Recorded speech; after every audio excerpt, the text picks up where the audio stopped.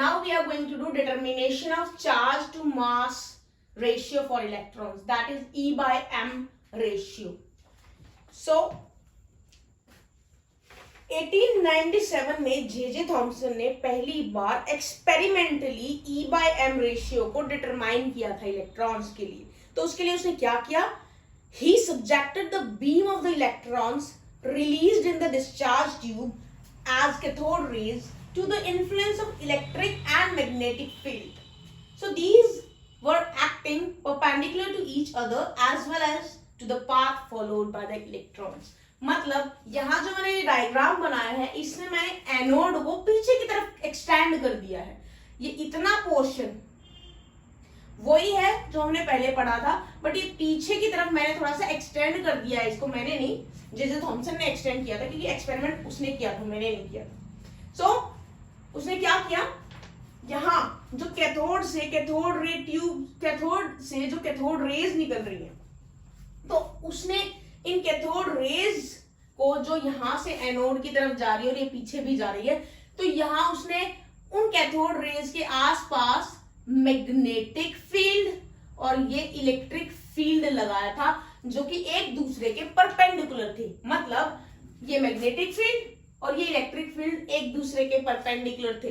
सिर्फ एक दूसरे के यही परपेंडिकुलर नहीं थे, ये दोनों इस कैथोड रे का जो पाथ है ना इसके भी परपेंडिकुलर थे. तो कैथोड रेज का पाथ, मैग्नेटिक फील्ड और इलेक्ट्रिक फील्ड, ये तीनों के तीनों एक दूसरे के परपेंडिकुलर थे उसके एक्सपेरिमेंट में. Okay, so according to Thomson the extent of deviation under the influence of applied electric and magnetic field depends upon the following factors. तो ये जो डेविएशन है, कितना डेविएट करती है ये कैथोड रेज इन इलेक्ट्रिक और मैग्नेटिक फील्ड के इन्फ्लुएंस में, वो किस चीज पे डिपेंड करते हैं, किन फैक्टर्स पे डिपेंड करते हैं, वो अभी हम पढ़ने वाले हैं. सो पहला पॉइंट है greater the magnitude of negative charge on the particle, greater will be the interaction with the applied electric or magnetic field. मतलब जितना ज्यादा कैथोड रे के जो पार्टिकल्स हैं उन पे जितना ज्यादा नेगेटिव चार्ज होगा ना, उतने ही ज्यादा वो इस मैग्नेटिक और इलेक्ट्रिक फील्ड से इंटरैक्ट करेंगे और इंटरेक्शन होगी तो उतनी ही ज्यादा डेविएशन होगी. Okay, now the second point, smaller the mass of the particle more will be the deflection. ये तो आपको भी पता है, एक हल्की चीज को हिलाने में और एक भारी चीज को हिलाने में डिफरेंस है. मतलब कि एक हल्की चीज को हम इजीली डिसलोकेट कर सकते हैं और एक भारी चीज को हम इतना इजीली डिसलोकेट नहीं कर सकते हैं. तो ये सेकंड पॉइंट में क्या कहना चाह रहा है, सेकंड पॉइंट में ये कहना चाह रहा है कि पार्टिकल, कैथोड रे के जो पार्टिकल्स हैं उनका जितना स्मॉल मास होगा उतना ही ज्यादा वो डिफ्लेक्शन शो करेंगे.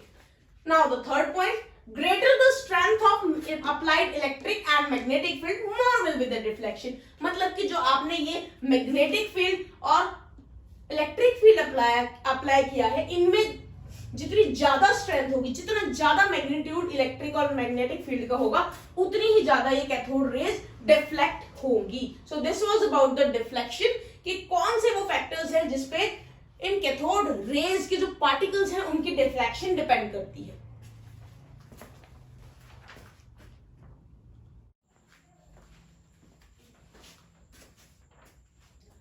अब थोड़ा आगे चलते हैं. अगर हम सिर्फ इलेक्ट्रिक फील्ड अप्लाई करें, मैग्नेटिक फील्ड अप्लाई करें ही ना, तो cathode ray particle negatively charge particle है और वो negatively charge particle positively charge terminal की तरफ जाएगा. तो कैथोड रे यहां से चलता हुआ यहां इस पॉजिटिव टर्मिनल की तरफ मुड़ जाएगा, डेविएट कर जाएगा और जाके वो स्क्रीन पे एक्स पे स्ट्राइक करेगा. ऐसे ही अगर मैं सिर्फ मैग्नेटिक फील्ड अप्लाई करूं, इलेक्ट्रिक फील्ड अप्लाई ना करूं, तो as a negatively charge particle वो स्क्रीन पे जाके वाई पे टकराएगा. और अगर मैं इलेक्ट्रिक फील्ड और मैग्नेटिक फील्ड दोनों को इस तरह से एडजस्ट कर दूं कि ये दोनों अफेक्ट एक दूसरे को कैंसिल आउट कर दें, तो जो पाथ है इलेक्ट्रॉन का, इलेक्ट्रॉन बीम का, वो अनडिफ्लेक्टेड रहेगा. मतलब उसमें कोई डिफ्लेक्शन आएगी ही नहीं, क्यों इन दोनों को इस तरह से एडजस्ट किया गया है कि वो एक दूसरे के इफेक्ट को कैंसिल कर देंगे. तो वो बिना डिफ्लेक्ट किए सीधा जाएगा और जाके स्क्रीन पे Z पे टकराएगा. So from the magnitude of these two fields we can calculate the E by M ratio of electrons.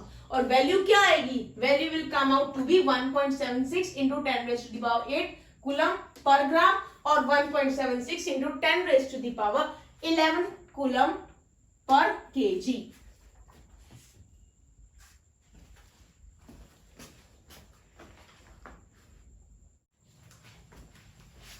Now let us determine the charge on the electron, and this charge on the electron was determined by R. A. Millikan in year 1917 by his experiments Millikan's oil drop method. So उसने इस experiment में क्या किया? उसने सबसे पहले oil droplets को यहाँ इस होल से इस चैम्बर के अंदर स्प्रे की फॉर्म में एंटर कराया. साथ में उसने इलेक्ट्रिक फील्ड भी अप्लाई किया और इलेक्ट्रिक फील्ड की प्रेजेंस में जब ऑयल ड्रॉपलेट्स नीचे गिर रही थी तो उसने rate of fall of oil droplets की हेल्प से इनका मास डिटरमाइन किया. साथ साथ उसने क्या किया? यहां से एक्सरे भी इंट्रोड्यूस कराई. एक्सरे इंट्रोड्यूस कराने से क्या होता है? एक्सरे इंट्रोड्यूस कराने से इस चैम्बर में प्रेजेंट एयर आयोनाइज हो जाएगी. चैम्बर के अंदर एयर का आयोनाइज होना मतलब आयंस का प्रोड्यूस होना. तो अब क्या होता है कि ये जो ऑयल ड्रॉपलेट्स है वो चैम्बर में प्रेजेंट आयंस से टकराती हैं और खुद भी आयोनाइज हो जाती है. तो इस इफेक्ट को now on monitoring the effect of electric field on the oil droplets he determined the electric charge on the droplets. तो इस तरीके से उसने इलेक्ट्रिक चार्ज को ड्रॉपलेट्स पे जो इलेक्ट्रिक चार्ज है उसको डिटरमाइन किया. So he stated that charge Q जो कि ऑयल ड्रॉपलेट्स पे चार्जेस उसने स्मॉल क्यू से रिप्रेजेंट किया है, that was given by the relationship Q is equal to NE. यहाँ पे Q जो है वो चार्ज है, E है इलेक्ट्रॉन में प्रेजेंट चार्ज और N 1 2 3 4 नंबर्स हैं which represent the number of electrons. So the charge on the electron was found to be 1.602 into 10 raised to the power minus 19 coulombs, and the magnitude of the charge was negative.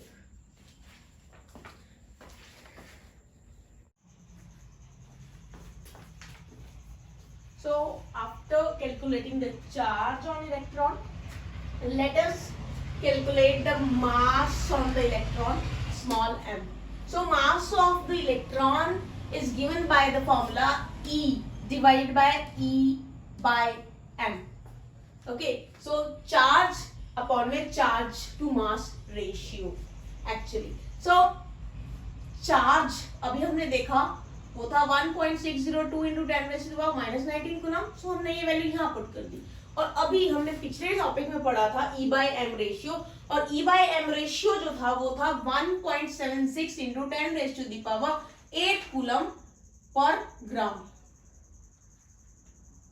और इस चीज को हम calculate करेंगे. अब calculate करने के बाद हमारा जो आंसर आता है वो आता है 9.10 into 10 raised to the power minus 28 grams. और केजी में अगर हम देखें तो 9.10 into 10 raised to the power minus 31 KG होता है. नाउ अब हमारे पास इलेक्ट्रॉन का चार्ज भी है और इलेक्ट्रॉन का मास भी है. तो अब इलेक्ट्रॉन को डिफाइन करते हैं. तो क्या है electron? Electron can be defined as a fundamental particle. Fundamental मतलब basic particle present in an atom, जो एटम में प्रेजेंट होता है, which carries 1 unit negative charge, जिसके अंदर 1 यूनिट नेगेटिव चार्ज होता है. और ये जो 1 यूनिट नेगेटिव चार्ज है वो कितना है? 1.602 into 10 raised to the power minus 19 coulomb. And this electron has a negligible mass. कितना नेग्लिजिबल? कितना है? 9.1 into 10 raised to the power minus 31 kg. And this mass is actually negligible. हम इसको सोच भी नहीं सकते कितना छोटा है मास.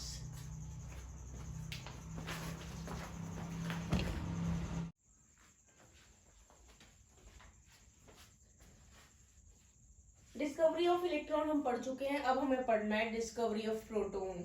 सो एटम जो है वो इलेक्ट्रिकली न्यूट्रल है.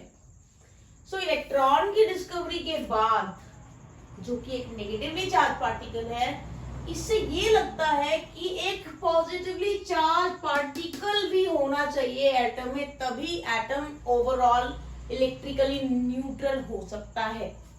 सो 1886 में गोल्डस्टीन ने क्या किया, डिस्चार्ज ट्यूब को थोड़ा सा मॉडिफाई किया। और क्या उसने मॉडिफिकेशन की, उसने इस कैथोड को, ये जो इलेक्ट्रोड थी, जो कैथोड थी, उसने उसको परफोरेटेड बना दिया। परफोरेटेड मतलब जिसमें छेद होते हैं। सो अब प्रेशर रिड्यूस करने के बाद उसने देखा एक नई तरह की ल्यूमिनस रेज पास हो रही है इन होल्स या परफोरेशन से, जो कैथोड रेज से अपोजिट डायरेक्शन में जा रही है। सो thus the rays consist of positively charged particles। जरूर इस रेज में पॉजिटिवली चार्ज पार्टिकल है, तभी तो वो नेगेटिव टर्मिनल कैथोड की तरफ जा रही है। ये देखो, ये जा रही है इधर, डॉटेड से मैंने शो किया इसको। And they were named as anode rays. क्यों? क्योंकि वो एनोड से आ रही थी, इसीलिए एनोड रेज। और they were also known as canal rays. जो आप देख सकते हो, यहाँ एनोड से वो कैथोड की तरफ जा रही है, मतलब नेगेटिव टर्मिनल की तरफ जा रही है, इसीलिए वो पॉजिटिवली चार्ज है। और आप देख सकते हो ये कैथोड रे यहां से वहां जा रही है। देखो, ये मैंने एरो की हेल्प से शो किया है कि ये इस तरफ है कैथोड रेज की मूवमेंट और इस तरफ है एनोड रेज की movement.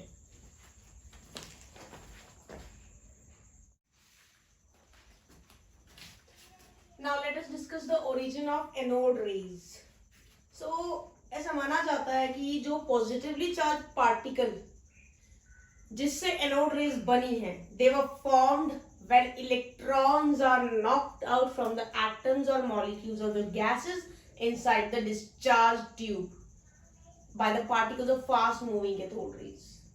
thus these are the residual positively charged particles left। मतलब कि जो एनोड रेज है, ये माना गया है कि जब इलेक्ट्रॉन्स को नॉक कर दिया गया, कहां से, जो गैस फिल की गई है डिस्चार्ज ट्यूब में, जब उस गैस में से, उस गैस के एटम्स या मॉलिक्यूल्स में से एटम्स के इलेक्ट्रॉन्स नॉकआउट कर दी। किसने किया नॉकआउट?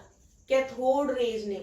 जब वो कैथोड रेज से टकराती है गैस, तो उस गैस के मॉलिक्यूल्स और एटम में से इलेक्ट्रॉन नॉकआउट हो जाते हैं, और अब जो रेसिडुअल पॉजिटिवली चार्ज पार्टिकल बचे वो आपकी एनोड रेज है। So anode rays are not emitted from anode. जो ये एनोड रेज है वो एनोड से नहीं ओरिजिनेट होते हैं, कैथोड से ओरिजिनेट होती थी ना, बट एनोड रेज एनोड से ओरिजिनेट नहीं होती है। फिर वो कहां से आती है? It originates from the space between the anode and cathode, क्योंकि उसी स्पेस के अंदर वो गैस है और गैस के इलेक्ट्रॉन नॉकआउट करती है कैथोड, और फिर जो बचा वो आपकी एनोड रेज है। अब वो पॉजिटिवली चार्ज है, इसीलिए वो कैथोड की तरफ जाती है। So this was the origin of anode raise. Now let us discuss the properties of anode raise. तो सबसे पहली property, travel in a straight line. ये बिल्कुल वैसी ही है जैसे हमने कैथोड रेज में पढ़ा था। कैथोड रेज की तरह एनोड रेज भी सीधी लाइन में चलती है। अगर वही सेम एक्सपेरिमेंट इसके लिए कंडक्ट किया जाएगा, जिसमें हमने एक छोटे से ऑब्स्टिकल को डिस्चार्ज ट्यूब में रख दिया था, तो उसकी अब शेडो बनेगी जैसे कैथोड की केस में बनी थी। तो this indicates that anode rays travel in a straight line. Now second point, it consist of material particles, मतलब इसमें भी मटेरियल पार्टिकल्स होते हैं कैथोड रे की तरह। सो इसमें भी अगर एक्सपेरिमेंट में हम डिस्चार्ज ट्यूब में एक लाइट पेडल व्हील प्लेस कर दे तो वो घूमने लगता है। अगर वो घूम रहा है, it means anode rays are of material particles.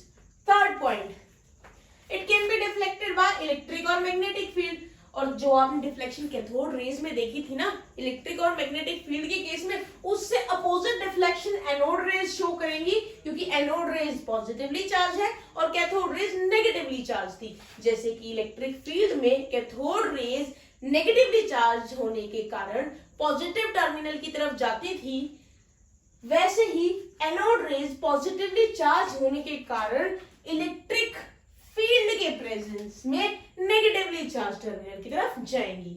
Now fourth point, the value of positive charge, जो कि स्मॉल ई है। तो जो वैल्यू है पॉजिटिव चार्ज की, जो पार्टिकल्स पे है चार्ज, उसकी value, it consist the anode rays depending on the nature of the gas in the discharge tube. मतलब कि जो ये चार्ज आएगा एनोड रेज पार्टिकल्स के ऊपर, तो वो चार्ज किस पे डिपेंड करता है? उस पे डिपेंड करता है जो आपने गैस डिस्चार्ज ट्यूब में फिल की है। So it is found to be a whole number. जैसे उसमें होल नंबर मल्टीपल n था, यहां भी होल नंबर मल्टीपल होगा n। Okay, so the whole number multiple of charge on the electron के इक्वल होगा ये charge, but sign will be opposite. मतलब उसमें नेगेटिव साइन था, यहाँ पे पॉजिटिव साइन होगा। Now the fifth point, the value of E by M ratio. जो E by M रेशियो है, जो हमने पहले भी निकाला था कैथोड के लिए, तो E by M रेशियो किस पर डिपेंड करता है? उस गैस पे डिपेंड करता है जो कि आपने डिस्चार्ज ट्यूब के अंदर फिल की है। सो सबसे पहले हाइड्रोजन की बात करते हैं। जो सबसे स्मॉलेस्ट और लाइटेस्ट पॉजिटिव आयन जो है ना, वो कैसे मिलेगा? हाइड्रोजन से मिलेगा। और क्या नाम है उस पॉजिटिव चार्ज पार्टिकल का? उसका नाम है प्रोटॉन।